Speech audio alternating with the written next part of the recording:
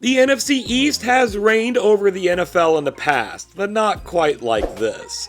The most recent entry in our list of the Super Bowl era's most disappointing teams was from the East, but that would be in the AFC.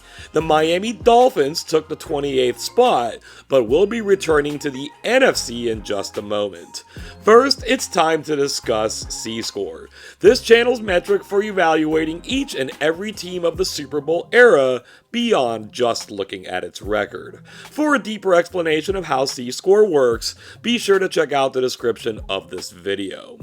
A quick rundown here on how a team qualifies for this list of disappointments. A season with a positive C-score is then improved upon with a C-score that surpasses 15. Then comes a season with a negative C-score. That third season becomes the disappointing one. The bigger the drop from season 2 to season 3, the bigger the disappointment. It's the 1988 Washington Redskins, our fourth different team from the NFC East in our last 5 entries, but the first entry that comes directly from a defending Super Bowl champion. Let's see what they have in store for us. Thank you for joining us today. Let's get this thing started. The 1986 Washington Redskins were an excellent football team. That showed on the field with their 12-4 record. Their point differential isn't astronomical, but they did finish in the top 10 in points scored, points allowed, and in strength of schedule. All that added up to a C-score of 15.853. Indeed, Washington had a banner year, and in most other seasons they could have been Super Bowl favorites. It just so happened though that they shared a division with the New York Giants in 1986. Not so good on the timing there. The Giants just so happened to go 14-2 during the regular season, which included a sweep of Washington. So despite that strong record, they were relegated to second place in the division and a wildcard spot in the playoffs. They were able to get through that, earning a trip to Chicago to face the defending Super Bowl champion Chicago Bears. And as we covered in their entry at number 32, this was not the team it was before, but they were still powerful.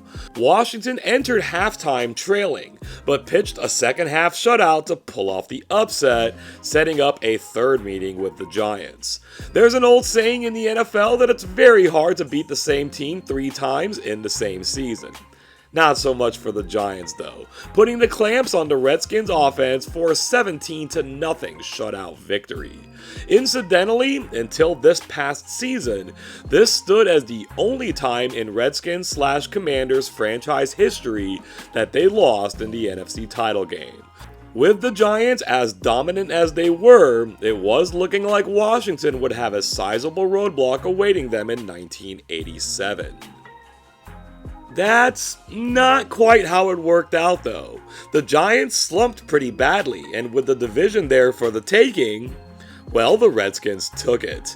At 11-4 against a much easier schedule now without another team in its division with a winning record, Washington put up a C-score of 17.941. Of course, there's something else that happened with this team that we'll get to momentarily. You may have noticed that 11-4 only adds up to 15 games. As many in this audience will be aware, the players went on strike after Week 2 in 1987, causing the cancellation of all Week 3 games. The league returned to action for Week 4, but the strike was still ongoing. Replacement players were brought on, and a form of NFL football was on display. Washington was good with finding those players, going 3-0 until the strike ended and the real players came back en masse. With a 4-game lead in its division and its status as the lowest seeded division champion in the NFC, they didn't see any real benefit.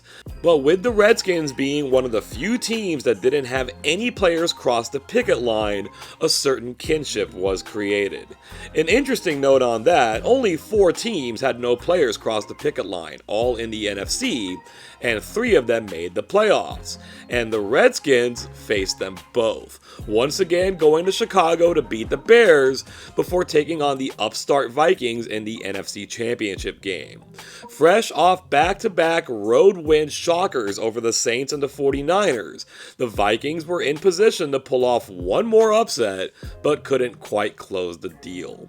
That sent Washington to the Super Bowl, and certainly we know what happened there. After falling behind 10-0 to the Denver Broncos, the Redskins went supernova with 35 points in the second quarter alone, on the way to a 42-10 triumph and a Super Bowl championship. This team didn't measure up to the 86 squad on the strength of their regular season alone, but their playoff run certainly got them there and beyond. This was the second time in NFL history that a work stoppage occurred during the season that caused the cancellation of games.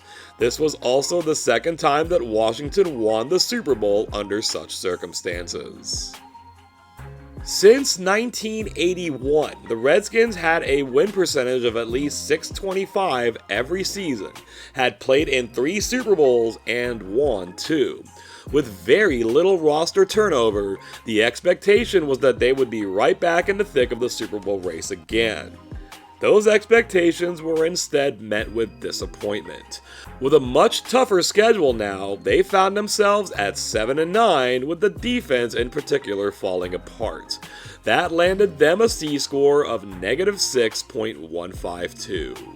The tone was set for the season right in the opening game, with the Redskins heading to the Meadowlands and losing to the Giants, signifying a possible return to the ways of 1986. Washington's goose was far from cooked though. They bounced back with 2 straight wins and even found themselves at 5-3 and very much in the playoff hunt. Over their next 2 games, at the Oilers and home against the Saints, they were outscored 65-44, yet they still found a win in there. What followed was a 1-5 end to the year, with that one win coming by 1 point. After following up their first Super Bowl championship with a record-setting offense and a return to the Super Bowl, they followed this one with a thud and an appointment with the couch for the playoffs. At this point in time, Super Bowl repeats weren't such a rare thing. 22 of them had been played, and the repeat had been pulled off 4 times. The 1978 Cowboys were yet another team that made it back to the Super Bowl after winning it the season before. It might seem like a lot to expect that kind of success, but Washington had the goods. At least they thought they did. Despite finishing 6th in the league in total offense to go with their 10th ranking in points scored, they turned the ball over 46 times, the 3rd worst number in the league. Their defense also performed better yardage-wise than in points allowed, finishing with 16th and 26th rankings respectively. But they weren't so adept at turning their opponents over, doing so only 22 times. That was the 2nd fewest in the league, with only the 3-13 Cowboys worse. That placed their turnover differential at -24, the single worst mark in the league. Among every other team in the league that finished 7-9 or better, the worst mark belonged to the Phoenix Cardinals at just -6. For this to take place under the watchful gaze of head coach Joe Gibbs is even more astonishing. The only players who started more than 6 games for Washington in 1987 who weren't there were quarterback Jay Schrader and running back George Rogers, and their replacements were only a couple of Super Bowl heroes in Doug Williams and Timmy Smith. Furthermore, they added linebacker Wilbur Marshall and offensive tackle Jim Lachey.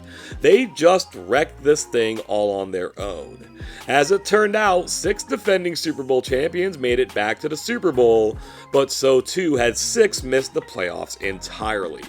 The Redskins drove down the road of disappointment and became number 7 in their less preferred category. We promised that the gap between the 76 Dolphins and the next entry would be super close. Well, here it is. Washington got this spot over the Dolphins by 0.026 points. With all 4 modern NFC East franchises now represented, it's entirely possible that we'll get some encore performances, but it won't be at number 26. Be sure to join us for that video to see which non-NFC East team takes that spot. Thank you so much for making it through to the almost end. Please like and share the video. If you haven't already subscribed, let's go ahead and do that too. And don't forget to ding the bell so that you can be notified when we release the next entry in this series and everything else the channel has to offer. Not unlike the 1976 Dolphins, 1988 was more of a bump in the road for Washington. They went right back to their winning ways before capturing a third Lombardi in 1991, doing so in incredibly dominant fashion. The franchise started nosediving in 1993, but there appears to be some legitimate hope for them now. Feel free to share your thoughts about this video, this series, anything football related, anything non-football related if it so moves you, basically anything you may have on your mind. The comments section awaits you. Thank you once again for joining us today, and until next time, I hope you have an awesome day.